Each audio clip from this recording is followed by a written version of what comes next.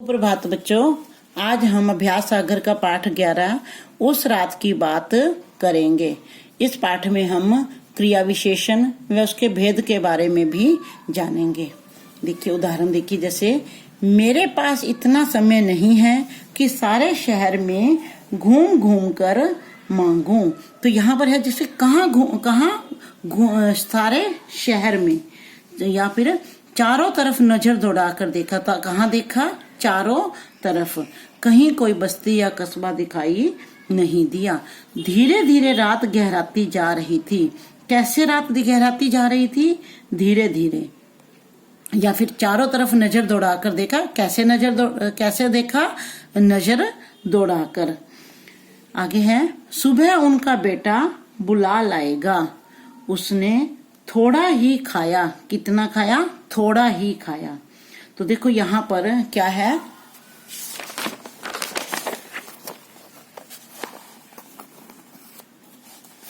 पिछले पृष्ठ पर दिए गए वाक्य को हमने ध्यान से पढ़ा है और यहाँ पर इन वाक्यों में हम उन शब्दों को छांट कर लिखा है जो हमें क्रिया के बारे में, ये जो शब्द हैं सुबह, शहर में, चारों तरफ, नजर दौड़ाकर, धीरे धीरे, थोड़ा ही, ये हमें क्रिया के बारे में जानकारी दे रहे हैं।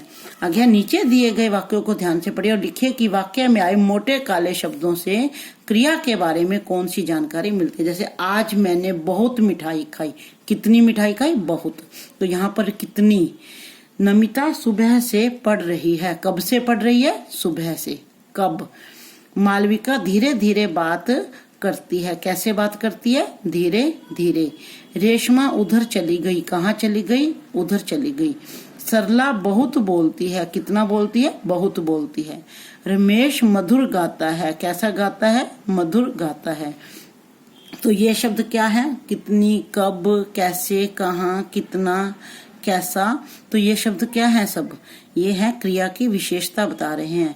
तो जो शब्द क्रिया की विशेषता बताते हैं उन्हें हम क्रिया विशेषण कहते हैं। तो नीचे दिए गए वाक्यों में उन शब्दों पर घेरा लगाइए जिनसे क्रिया के स्थान का पता चलता है। जैसे मोहन अंदर गया था। कहाँ गया था? अंदर गया था। बच्चे वहां तमाशा देख रहे थे। कहाँ देख रहे थे? वहां। हवाई जहाज ऊपर उड़ रहा था। कहाँ उड़ रहा था? ऊपर। आगे है, प्रियंका यहाँ रहती है। कहाँ रहती है? यहाँ रहती है। जया सीढ़ियों से नीचे उतर गई। कहाँ उतर गई? नीचे उतर गई। यानी कि जो शब्द क्रिया के स्थान के बारे में बताते हैं, जो शब्द क्रिया के स्थान के बारे में बताते हैं उन्हें स्थानवाचक क्रिया विशेषण कहते हैं। तो आगे देखिए, अब हमने उन शब्दों पर घेरा लगाना है जिनसे क्रिया के समय की जानकारी मिलती है। जैसे पिताजी अभी बाजार गए हैं। कब बाजार गए हैं? अभी। तो यहाँ पर अभी समय के बारे में जानकारी मिल रही है। मीना कल सुबह आगरा जाएगी। कब जाएगी? कल सुबह। तुम अब जा सकते हो। गीता आज घर चली जाएगी। कब घर चली जाएगी? आज। हम रात भर पढ़ते रहे। कब पढ़ते रहे? रात भर। तो जो शब्द क्रिया के काल अथवा समय के बारे में बताते हैं, जो शब्द क्रिया के काल अथवा समय के बारे में बताते हैं उन्हें हम समयवाचक अथवा कालवाचक क्रिया विशेषण कहते हैं। आगे देखिए, अब हमने उन शब्दों पर घेरा लगाना है जिनसे क्रिया की रीति, विधि अथवा तरीके के बारे में जानकारी मिलती है। यानी कि घोड़ा तेज दौड़ता है। कैसे दौड़ता है? तेज। हमने एक दूसरे की पीठ जोर जोर से ठोकी। कैसे ठोकी? जोर जोर से। श्यामला धीरे धीरे खाना खा रही थी। कैसे खा रही थी? धीरे धीरे। मैंने उसे भली भांति समझा दिया। कैसे समझा दिया? भली भांति। बच्चे ध्यान पूर्वक फिल्म देख रहे थे। कैसे देख रहे थे? ध्यान पूर्वक। तो यानी कि जिन शब्दों से क्रिया की रीति, विधि अथवा तरीके का पता चलता है उन्हें रीतिवाचक क्रिया विशेषण कहते हैं। अब आगे है, हमने उन शब्दों पर घेरा लगाना है जिनसे क्रिया की मात्रा या परिमाण की जानकारी मिलती है। लता ने उन्हें बहुत हंसाया। कैसे हंसाया? बहुत हंसाया। तो यहाँ पर बहुत पर हम घेरा लगा देंगे।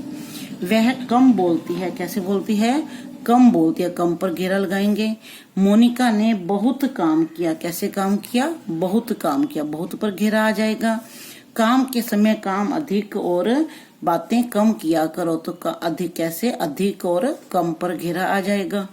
उतना खाओ जितना पचा सको। उतना और जितना पर, तो यहाँ पर क्रिया का कौन सा भेद हो जाएगा? परिमाणवाचक क्रिया विशेष, यानी कि जो शब्द क्रिया की मात्रा या परिमाण के बारे में बताते हैं, जो शब्द क्रिया की मात्रा या परिमाण के बारे में बताते हैं, उन्हें हम परिमाणवाचक क्रिया विशेषण कहते हैं। आगे है, हम उन वाक्यों पर क्रिया विशेषण शब्दों पर घेरा लगाइए और उनका भेद भी लिखिए। कैसे? जैसे श्वेता की चूड़ियां जोर से खनक रही थी। कैसे खनक रही थी? जोर से। तो यहाँ पर क्रिया की रीति का पता चल रहा है, तरीके का पता चल रहा है कि कैसे खनक रही थी। तो यहाँ पर क्रिया विशेषण का कौन सा भेद है? रीतिवाचक क्रिया विशेषण। वे कल चले जाएंगे। कब चले जाएंगे? कल। वे कल चले जाएंगे।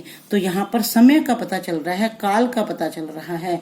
तो यह क्रिया विशेषण का कौन सा भेद है? कालवाचक क्रिया विशेषण।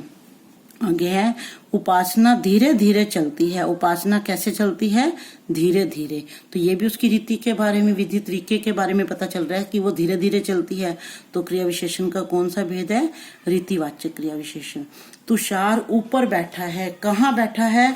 ऊपर बैठा है। अब कहाँ बैठा है? देखो यहाँ पर ऊपर है, तो स्थान का पता चल रहा है यहाँ पर, तो स्थानवाचक क्रिया विशेषण है।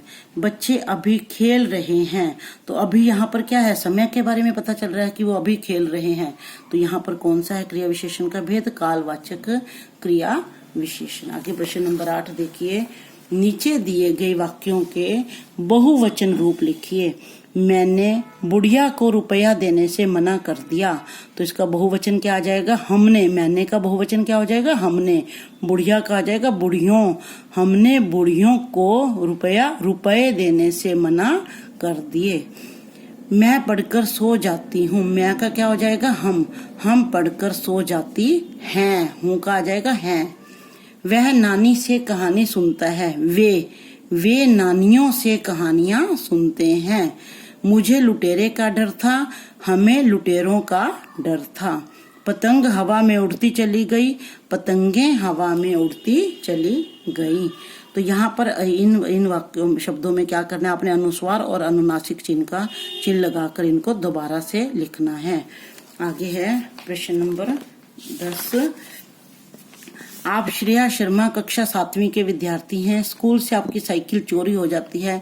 इसके लिए एक सूचना बनाकर लिखे। तो यहाँ पर आपने पहले अपने स्कूल का नाम लिखना है, फिर सूचना, फिर दिनांक लिखना है, किस विषय पर सूचना लिख रहे हो, शीर्षक क्या है इसका, और यहाँ पर विषय वस्तु लिखना है, और फिर अपना नाम नीचे साइन करना है। सूचना हमेशा बॉक्स में होती है, बॉक्स बनाना है, और ये शब्द जो है आपके, ये बॉक्स को टच नहीं करने चाहिए। तो इस तरह से ये आपने पूरा पाठ करना है। धन्यवाद।